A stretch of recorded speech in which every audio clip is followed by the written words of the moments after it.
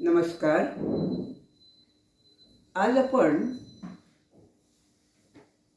विष्णू परिवार आणि शंकर परिवार यांच्या संबंधी माहिती पाहणार आहोत.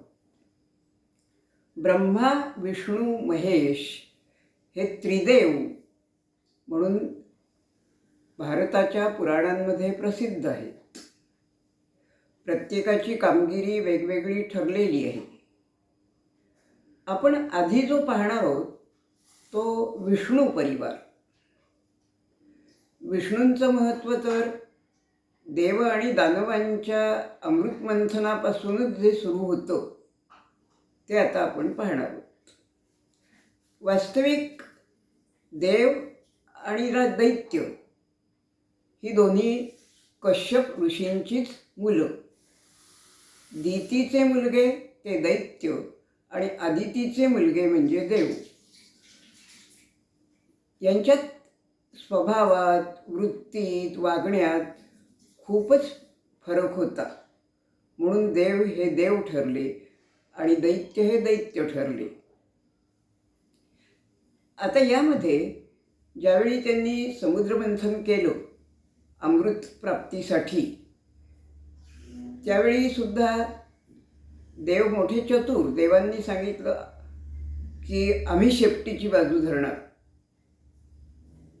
तर ते राक्षस म्हणाले, नाही नाही, तसं नाही, आम्ही बरोबर आहे तुमचं, आम्ही तोंडाचीच बाजू धरणार, कारण आम्ही श्रेष्ठ आहोत. देव आणि राक्षसांनी समुद्रमंथन केलं. त्यातून ते होईना जेव्हा सुरुवात केली, वासुकी नागाची दोरी केली, मेरू पर्वताची रवी केली आणि समुद्रमंथनाला सुरुवात झाली. आणि ते होईना तेव्हा भगवान विष्णूंनी मोठी कामगिरी केली आहे. त्यांनी कूर्म म्हणजे कासवाचं रूप घेतलं आणि ते सागराच्या तळाशी जाऊन बसले. इथूनच भगवान विष्णूंच्या देव आणि मानवांच्या त्यागासाठी खरी सुरुवात आहे. अमृतमंथन झालं त्यावेळीसुद्धा पुन्हा विष्णू बाहेर आले. त्यांनी मोहिनीचं रूप घेतलं आणि अमृत वाटपाला सुरुवात केली. त्यांनी सांगितलं की देवांना थोडं थोडं थोडं थोडं देतो आणि बाकीचा सगळा कुंभ तुम्हाला देतो अमृताचा. सगळ्यांना ते पटलं. परंतु एका राक्षसाच्या मात्र हे ध्यानात आलं आणि तो देवांच्या पंक्तीत जाऊन अमृत पिण्यासाठी म्हणून बसला. अमृत वाटत वाटत विष्णू तिथे आले. त्यांच्या लक्षात आलं हा दैत्य आहे. त्याने हातातल्या सुदर्शन चक्राने त्याचं डोकं उडवलं. तेच राहू आणि केतू. आणि ते पत्रिकेत सगळ्यांना त्रास देणारे ग्रह ठरले. आता विष्णूंच्या परिवारात कोण कोण होतं हे आपण पाहूया. समुद्रमंथनातून पहिलं रत्न जे बाहेर पडलं ती लक्ष्मी. आणि मग सगळ्यांनी ठरवलं की लक्ष्मी विष्णूंनाच अर्पण करायची. सगळं झाल्यावर लक्ष्मी आणि विष्णू यांचा विवाह झाला. शेषशायी असं विष्णूंचं एक नाव आहे. शेषशायी भगवान विष्णू असं म्हणतात.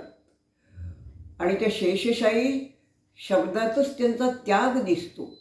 शेष म्हणजे उरलेलं, शेष म्हणजे शिल्लक राहिलेलं. आता भूभाग किंवा कुठलाही भाग जेव्हा थोडासा शिल्लक राहतो, तसा भूभाग शिल्लक राहिलेला शेष भागावर म्हणजे शेष नागावर, दुसरं काही उरलंच नाही, त्या शेष नागावरच त्यांनी शयन केलं. म्हणून ते शेषशायी. आता शेषशायी भगवान विष्णूंची पत्नी लक्ष्मी हे तर आपण पाहिलंच. त्यांच्या नाभिकमल वर जाऊन त्यातून एक पुत्र जन्माला आला, तो म्हणजे ब्रह्मदेव. त्याला कळेना की आपण इथे कुठून आलो, कसे आलो.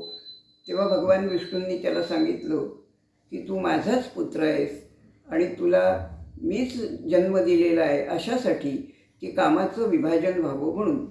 इथून पुढे सृष्टीनिर्मितीचं कार्य तू करायचं आहेस आणि सृष्टीची जी पालनपोषणाची जबाबदारी आहे ती मी घेईन. ब्रह्मदेवाला हे मान्य झालं. ब्रह्मदेव पुढे मोठा झाला, त्याचा विवाह झाला. ब्रह्मदेवाच्या पत्नीचं नाव होतं गायत्री. या ब्रह्मदेवाला एक दासीपुत्र झाला आणि तो दासीपुत्र म्हणजे महर्षी नारद. हे महर्षी नारद तपस्सामर्थ्यानं आणि तेजानं आणि ज्ञानानं सगळ्यात मोठे होते ही गोष्ट जरी खरी, तरी ते दासीपुत्र असल्यामुळे ते देवाचे पुत्र असूनही त्यांना देवपद मात्र मिळालं नाही. पण सगळ्यांनी त्यांना देवर्षी म्हणून मान्यता दिली, देवांचे ऋषी. आता विष्णू परिवारात विष्णू, लक्ष्मी, ब्रह्मदेव, गायत्री आणि नारद इथेच विष्णूंच्या परिवाराची कामगिरी संपत नाही. ब्रह्मदेवाचं सृष्टीनिर्मितीचं काम आजतागायत सुरू आहे. आणि गंमत अशी की ब्रह्मदेवांची जी कन्या सरस्वती ही ब्रह्मदेवांची कन्या आहे, तिचा विवाह शंकरांचा पुत्र गणेश याच्याशी झाला. तुम्ही जुनी नावं पाहिलीत तर तुम्हाला असं आढळेल की गणेश नाव असेल तर त्याच्या पत्नीचं बहुतेक वेळा नाव सरस्वती असतो. ते या कथेला अनुसरूनच आहे. इथे विष्णू परिवाराची माहिती खरं तर संपते.